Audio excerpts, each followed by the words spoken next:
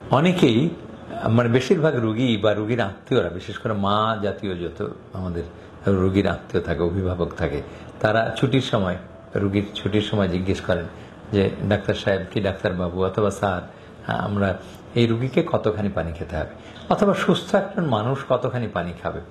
প্রায়শই এই বিড়ম্বনায় চেম্বারে আমাদের বিড়ম্বনার শিকার হয়েছে কতখানি পানি খাবে। পানির মাপজোক নিয়ে সবাই বেশ তটস্থ এবং বেশ দুশ্চিন্তায় ভুগছে, এবং পানি অনেক ডাক্তারও লিখে রাখে বেশি বেশি করে পানি খাবেন।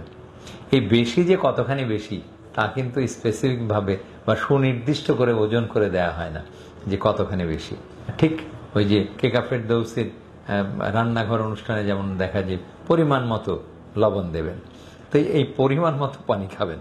আসলে এই পরিমাণটা আপনার নির্ধারণ করে দিয়েছে সৃষ্টিকর্তা। আপনার স্রষ্টাই আপনার ব্রেনের মধ্যে একটা সেন্টার বসিয়ে রেখেছে। যখন আপনার দেহের মধ্যে পানির ঘাটতি বা পানি স্বল্পতা দেখা দিবে, মানে পানির চাহিদা তৈরি হবে, তখন আপনার সেন্টার থেকে আপনার মুখের মধ্যে খবর চলে আসবে, তুমি পিপাসার্ত, তোমার এখন পানি পান করা দরকার। এইভাবে আপনাকে মেসেজ দেয়া হবে, তখনই পানি খাবেন, তার বাইরে নয়। এটা হলো মোদ্দা কথা। কারণ আমি যদি বলি আপনি 2 লিটার পানি খাবেন, তাহলে আমার মতন সারাদিন যারা এই এয়ার কন্ডিশন রুমে বসে আছে, অথবা রানার মতো সারাদিন এয়ার কন্ডিশন রুমে বসে আছে, তার তো 2 লিটার খরচই হবে না। তো 2 লিটার খরচ হবে না, 2 লিটার খেয়ে ফেললেন তো জমা হতে থাকলো। অথচ একই সাথে রাস্তায় আমার যে গেটকিপার কাজ করছে, অথবা রিক্সা পুলার যে রিক্সাটা টানছে এই গরমের মধ্যে, তার তো দরদর করে ঘাম ঝরছে।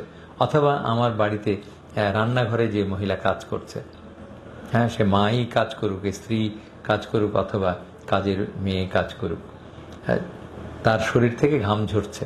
অথবা কলকারখানায় যেখানে চুলা জ্বলছে সেই জায়গায় কাজ করছে, ইটের ভাটায় যারা কাজ করছে, তাদের পানি তো তাহলে আমার সমান নয়।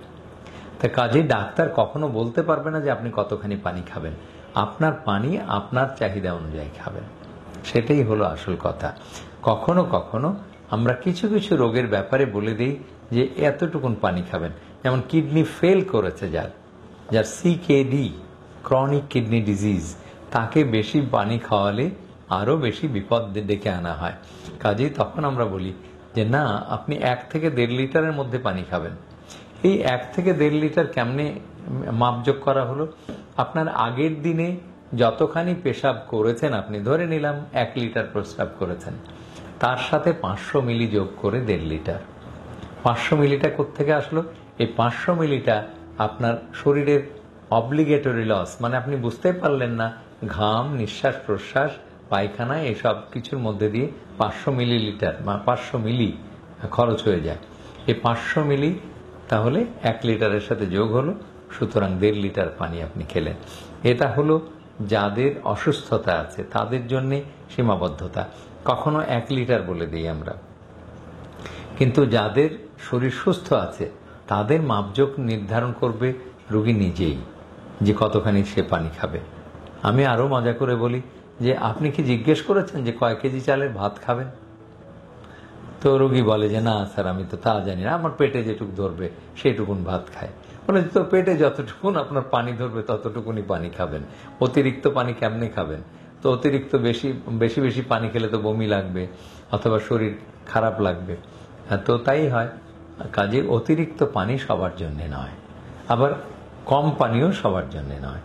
আপনার যখন পিপাসা লাগবে তখন পানি খাবেন। অতিরিক্ত পানি খেলে কিডনি ভালো থাকবে না, বরং কিডনি আরো অসুস্থ হয়ে যাবে।